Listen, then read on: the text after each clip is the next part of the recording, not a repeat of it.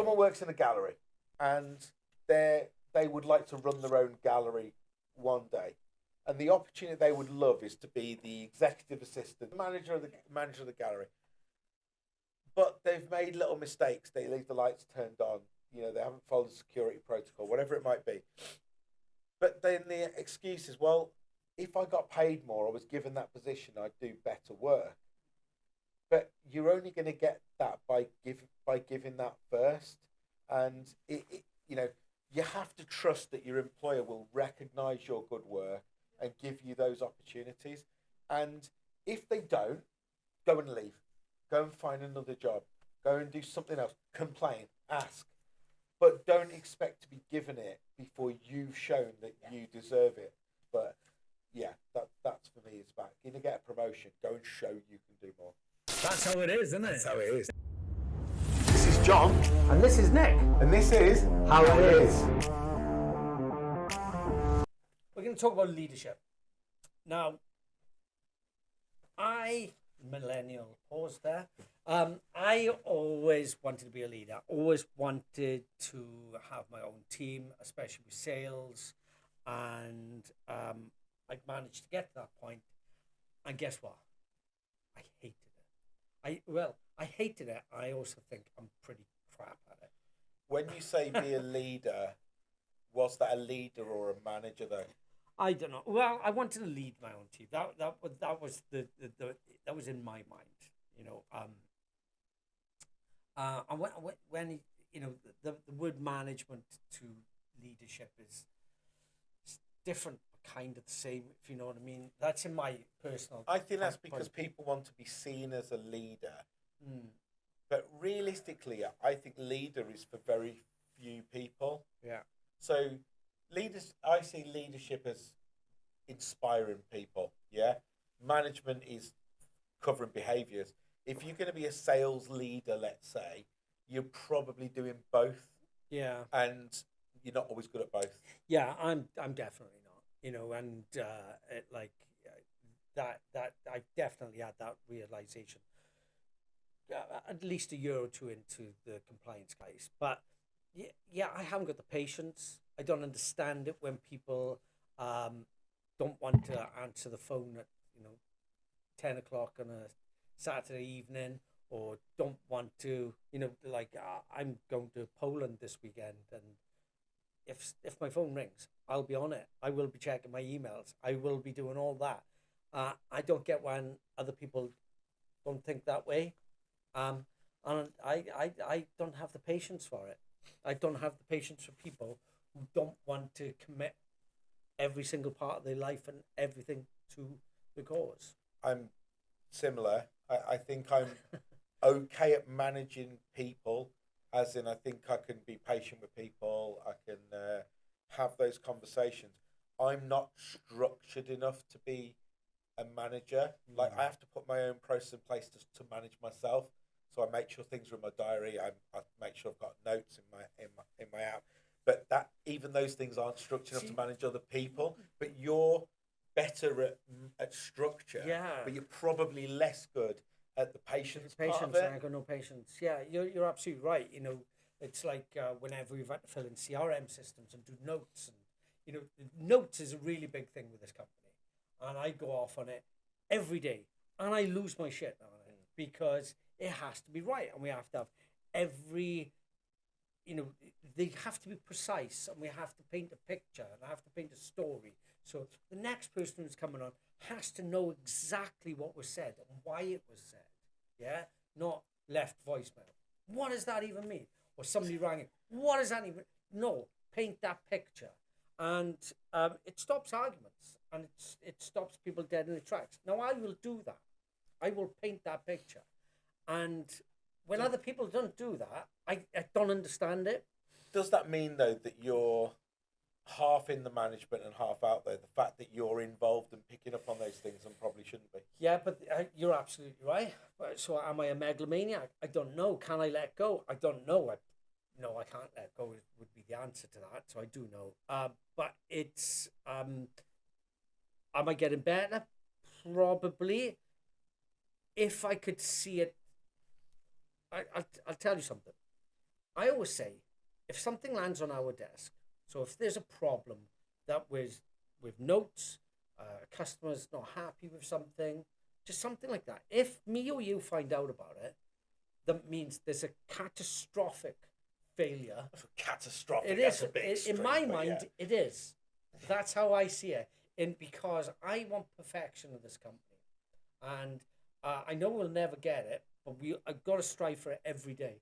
So if me or you find out about it, that means everybody beneath us that it's fallen through their hands. It's been like sand going through their hands, you know?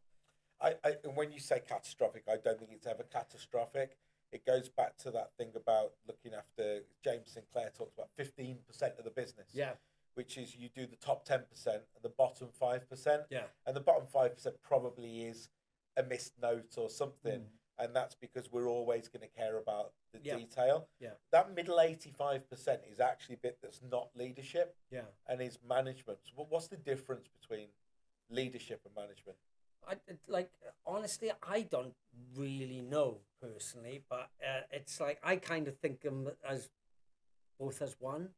But I think they're very different, and I think that's because I think we are good leaders. I think you're probably a better leader than me, and that's because who knew? the thing with leadership, I think, is portraying your vision very clearly, painting the BHAG, as it would be known, the big hairy audacious goal. Can't remember what book that's from. It's Built to Last. That is Built to Last. For where people can go, so that everyone isn't just doing the work, they're not just managing the work, but they know where the vision is for themselves, for the company, and sometimes for an industry. I think that is leadership, is inspiring the troops. You think about Winston Churchill.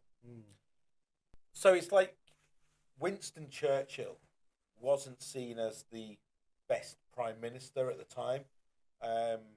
But what he was a great leader, both for wartime and post-wartime. Neville Chamberlain, for instance, who was Prime Minister when the war started, was a very good Prime Minister. But it feels to me, from my very limited history knowledge, that what we needed was a leader to take us through, make us believe that, the impossible could be done, inspire people. And I think that's a good... It's probably an extreme, but it's a good example of the very difference between a manager and a leader. I think I know what you're going to say, but go on. Like in the current climate. Yeah. Yeah, in the current climate, you could say Trump and Biden. Those two. I'm not sure Biden's the greatest example of a great manager either. Well, he certainly wasn't a good leader. Yeah, absolutely. And sometimes being divisive, I think. You look at Donald Trump, definitely divisive. We definitely shouldn't get into whether it's a good or a bad thing. But it's very clear and polarizing. So do you think that a good leader has a clear vision? And that's one of the main kind of things. So, I think we've always had a clear vision. I think. I don't think we've portrayed it clearly enough at times. I remember some feedback we once get of we don't know what's going on at any one time, and then we've got different people, and they were like, I don't want to know what's going on every time. Is that communication though? And again, it's like, well, I think that goes back to management. Sorry, which is, I think we didn't necessarily have the structure in place which was needed, but I think what we're doing a lot better now is people are more clear on what the vision of the company is. Yeah, well, yeah, and so much so that we've employed the right people that are giving us even our values and discussing, and there's been a lot around that. And again, one of the visions that we've both had is that we want to have touched every independent motor dealer in the UK in some way, shape or form. That could be our tech, that could be us doing monthly subscriptions and oversight for them, or our ARs, or just even authorization. Or dealing with their partners. Yeah, in some way, shape or form. One of the things I really enjoyed the most that's kind of happened in the last year, I know that's a really bad way of putting it. One of the most heartening things is that we had a member of staff who joined very briefly, two members of staff actually, who joined very briefly in the kind of admin roles, and our own staff came to their line managers who came to us to say that they weren't happy with the standard of work that was being done by those individuals. The commitment, the behaviours, and there was absolutely no bullying going on or anything. It was simply that they're not holding themselves to the standards that we hold each other to. And what that really told me was that our people were behind the excellence, and that made me so proud. It's never nice anyone losing their jobs, but it was very quickly they realised that these people weren't going to live to their standards, and that was really nice. It means that we're not saying to people, you have to do this. They wanted to do that quality work. Really, really like that. Yeah, it's, you know, having a good management team is it's difficult, and good leadership and a bit of both. It's getting those right people. It's and I don't know, cultivating a great working environment, a great team, a great vision. You know, that's a very difficult thing with running a company. I found something I don't think I'll ever get completely right, and it's something I don't think I'll ever be completely satisfied with. But I think that's also because there are things we're good at and things we're not good at, and you have to understand that. You know, I think we're both pretty good at leading because, you know, we still portray a vision. You know, we're ambitious. We understand what we you know, when we talk, we know what we're talking about. But equally, we're good at sales. But we're probably not good at management. We're probably not good at project management. We're probably not good at cultivating, you know, the specifics of a team. But if you get excellent people, they don't do that because we've asked them to. They do it because they take pride in it. And what did we say recently? We have a superstars only hiring policy now. Because that's what pushes the needle. That's what moves you forward. You know, and it's like with me as well. It's a lot of the management tasks is I haven't got time for, really, as well. That's another thing. It's, you know, I'm so busy trying to lead other parts of the company or get, you know, other partnerships or do other bits and pieces that, you know, again, it's good having a good management team so you can just hand those over to them and you don't really have to keep them checking up on them and doing all that. That's hard to begin with as well, is giving that empowerment to people and having that trust in people. I feel that we've got a good team which we can do that. One thing I struggle with is you'll hear or read people say that as a leader, if you only do 2 very important decisions in a day, that's got enough value. I still really struggle with that. And I think that's sometimes where you get involved in things, because if you sat there and you're like, you might have had a meeting at 9 o'clock and it's gone really well, and you're like, do you know what, that is really going to make a difference. If I then gave up work for the rest of the day, I would feel lazy. I'd feel like I'd not done enough work. And the truth probably is that you're better getting out of everyone's way at that point. It was Jeff Bezos. I seen the interview and he said, you know, being a CEO of a company like Amazon, his job is to make 2 or 3 very important decisions in that day. You know, and we have to make some very, very important decisions. And again, it's not for us, it's not for our benefit, it's for the benefit of the compliance guys. It's, you know, there's so much, it's so difficult as well, you know, running a company. I don't know if you want to call that leadership, if you want to call that management. I think it's resilience a lot of the time. It's not physically difficult. It's just mentally draining. Wow. You know, yesterday was a particularly tough Monday, you know, from like half past 8 in the morning onwards. You know, I'm in the office. I try and get in the office at 7:30 before everybody else. You know, even some days, like last Friday, was in at 7:30 and I left at 5:30. You know, so everybody in before, after. Does that make me a good leader? I don't know. I just think that I need to get work done in that time, you know. What expectations do you have of our staff and maybe of ourselves? And what do you think their expectations are of us? Well, I think it's their expectations of everyone. That's themselves and us included. Um, we recently did a little exercise, let's call it, which will get announced soon internally, which is our values and the vision and things like that we've revisited. And I think what was nice is that we had in our head what we thought those values were, and I'm not going to say because it's going to give the game away. But what we actually chose to do was go and ask the staff to provide what they thought the most important values were. And I think about 6 came back, as most people had come up with 6 different. They asked to choose 3, and there were 6 very common ones. And they exactly matched what we felt they should be. And I think that means, one, we've cultivated a good culture, but it's also that that's what the team expect of themselves and us. So I'm probably not going to go into it because I feel like it'll ruin it. But I think it's just fair to say that everyone agrees on them and that everyone's working towards the same goal, which is just really nice. And I think it makes days like yesterday easier. Yeah. Where, some things can come along. There might be a few things that are challenging, but although it really gets you down sometimes, we haven't panicked. We've just gone. Just one of those days. Tomorrow's going to be better, and it already has been. It's just that's just the way it is. And that's it. It's like I'm not surprised by anything anymore. Really not. Again, about expectation and perception, how people perceive us. I think it's very different sometimes than what we actually are. Especially there's people who think that we have a lot more money than we actually have. I don't know how that perception is. It's probably your car. My car. Which one? My old TT. Whatever happened to your Range Rover? That was a disaster. Yeah, when you say Range Rover, it was about 20 years old, but yeah. Never worked. It was a bright idea, that was.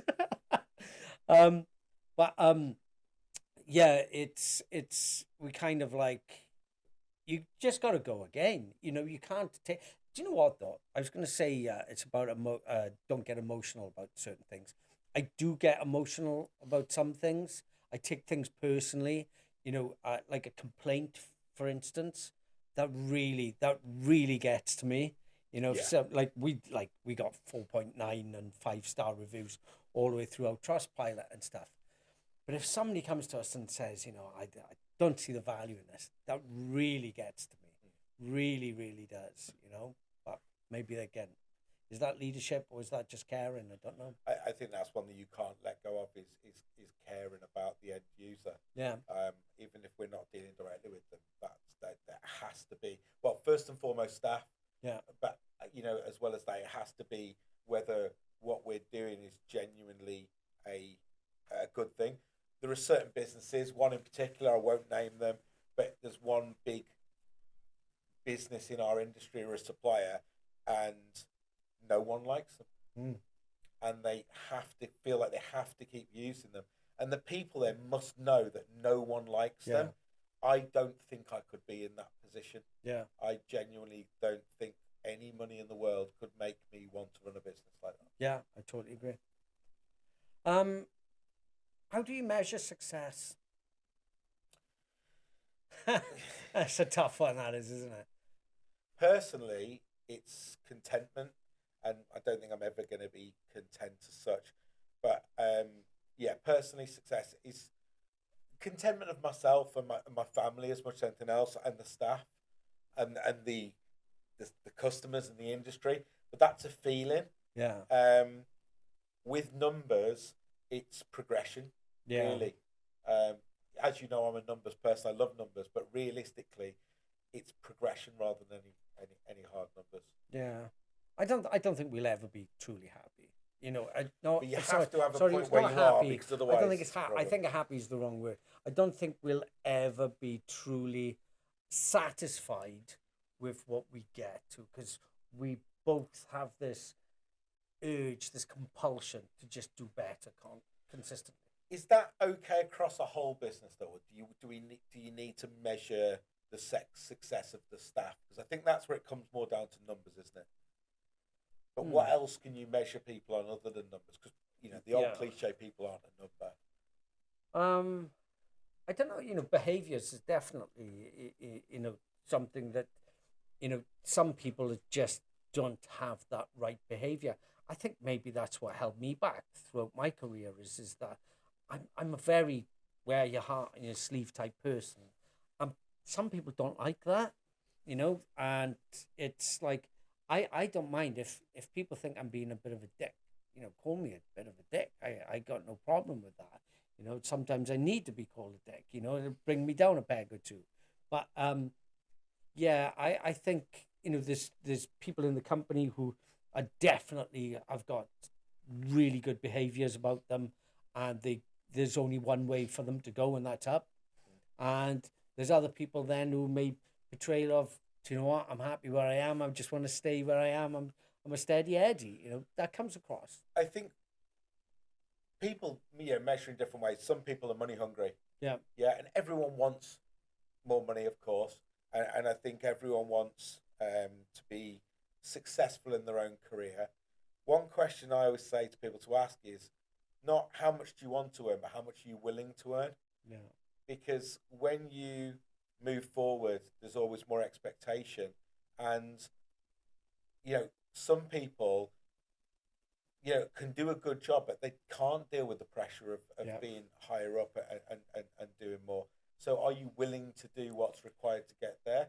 And I think sometimes, well, not sometimes, in my mind, you have to show that you're willing to do more. And I don't mean more hours. I don't mean pushing yourself to the limit. But, those little bits between the gaps, the nuance, the really going, well, how can I make sure this works for my colleagues, not just me?